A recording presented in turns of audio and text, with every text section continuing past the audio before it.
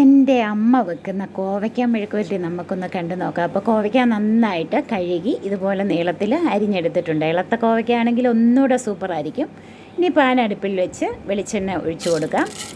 ചുമന്നുള്ളി, പച്ചമുളക്, വെളുത്തുള്ളി എല്ലാം അരിഞ്ഞു വെച്ചിട്ടുണ്ട്, കറിവേപ്പില.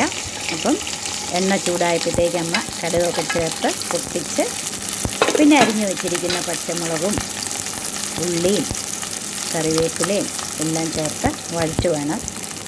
അപ്പം അമ്മയുടെ വർത്താനമൊക്കെ നമുക്കൊന്ന് കേൾക്കാം. പണ്ടത്തെ കാര്യങ്ങളൊക്കെ പറഞ്ഞിങ്ങനെ, പണ്ട് സ്കൂളിൽ ചോറ് കൊണ്ടുപോകുമ്പോൾ അതിനകത്തെ ഒരു മുളക്, അതല്ല ഈ കോവയ്ക്ക മെഴുക്ക് വരട്ടി എപ്പോഴും ചോറും പൊതിക്ക് കൊണ്ടുപോകുന്നല്ലായിരുന്നു. എന്ത് കോവയ്ക്ക ഉണ്ടായിരുന്നു. നമ്മൾ കിട്ടാൻ മുറ്റത്തിട്ട് കോവയ്ക്ക പറിക്കാൻ പോയി. മഴ പെയ്തപ്പോൾ ഒറ്റസമയം പറഞ്ഞോടി വന്നു ഞങ്ങൾ.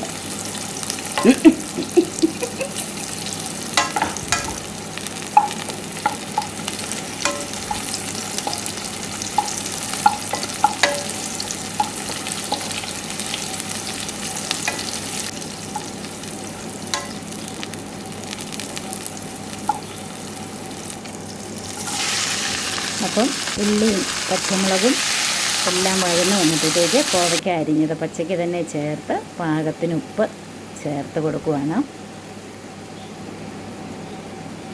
ഉപ്പ് ചേർത്ത് കൊടുത്തിട്ട് വീണ്ടും നന്നായിട്ട് ഒന്ന് വഴറ്റി കൊടുക്കുന്നുണ്ട്. അപ്പോൾ നല്ല രുചിയാണ് അമ്മയുടെ ഈ കോവയ്ക്ക മെഴുക്ക് വരട്ടി, സൂപ്പറാണ്.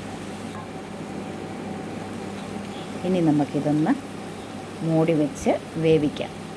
വേറെ വെള്ളം ഒന്നും ചേർക്കേണ്ട കാര്യമില്ല, ഇതിനകത്ത് തന്നെ വെള്ളം ഉണ്ടല്ലോ.